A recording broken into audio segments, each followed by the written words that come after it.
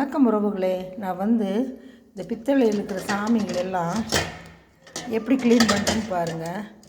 ரொம்ப கருகருன்னு இருந்துச்சு. நான் ஃபஸ்ட்டு உங்களுக்கு காமிக்காது கலர் மாதிரி இருந்துச்சு.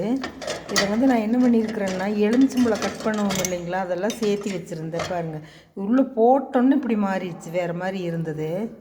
நடராஜர் சிலை பாருங்கள், கருகருன்னு இருந்துச்சு. உங்களுக்கே தெரியும் பளபளன்னு இருக்கிறது.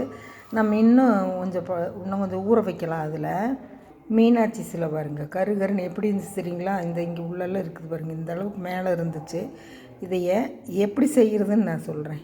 இது பார்த்திங்கன்னா இங்கே பாருங்கள், தீபம் எப்படி இருக்குதுன்னு. இதைய ஒரு 5 நிமிஷம் உள்ளே போட்டு காட்டுறேன் பாருங்கள். இது என்ன போட்டிருக்குறேன்னா, கட் பண்ணி புழிஞ்சிட்டு வச்ச தோல், எலுமிச்சம்பழ தோல், ஒரு ஆரஞ்சு பழம் கெட்டுருச்சு அது, அப்புறம் உப்பு, இது மட்டும்தான் போட்டிருக்கிறேன். அந்த தோலெல்லாம் நல்லா உப்பு போட்டு கொதிக்க வச்சு எடுத்து ஊற்றியிருக்கிறேன். இது சாமிக்கு மேலே வச்சுருக்கிறேன் பாருங்கள். அப்பளம் எப்படி இருந்துச்சு, இப்போ எப்படி இருக்குதுன்னு பாருங்கள். இது நல்லா எச்சப்படாத கறியெல்லாம் சமைக்காத பாத்திரம் எடுத்து அதில் இதையெல்லாம் போட்டு கொதிக்க வச்சு நம்ம ஊற போட்டோம்னா நல்லா பளபளன்னு ஆயிரும். இங்கே பாருங்கள், சோப்பு தண்ணியில் நல்லா கழுவிட்டு போட்டிருந்தா நல்லா பளபளன்னு ஆயிருக்கும் சீக்கிரமாக. இப்போவே பாருங்கள் அழுக்கு எப்படி போயிடுச்சுன்னு.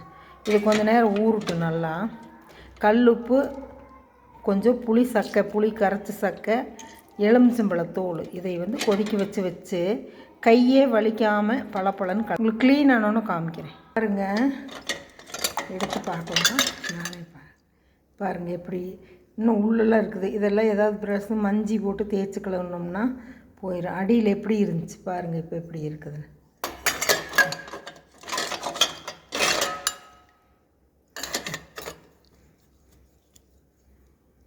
இதெல்லாம் கொஞ்சம் அப்பி வச்சோம்னா போயிருக்குமே என்னமோ தெரியல. உள்ளெல்லாம் கொஞ்சம் ஓரளவுக்கு சுத்தமாயிருச்சு, பின்னாடி நல்லாவே சுத்தமாயிருச்சு.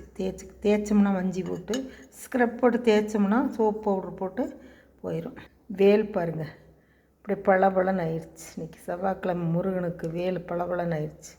மீனாட்சி தாய் பாருங்கள் எப்படி இருக்காங்கன்னு. இதுவுமே ஸ்க்ரப் போட்டு நல்லா தேய்ச்சி கழுவணும். அடுத்த வீடியோவில் இதை க்ளீனாக எடுத்து பொட்டெல்லாம் வச்சுட்டு காமிக்கிறேன். விநாயகர் பாருங்கள் எப்படி இருக்கிறார், நர்த்தன விநாயகர், மயில் எல்லாம் சுத்தமாயிருச்சு.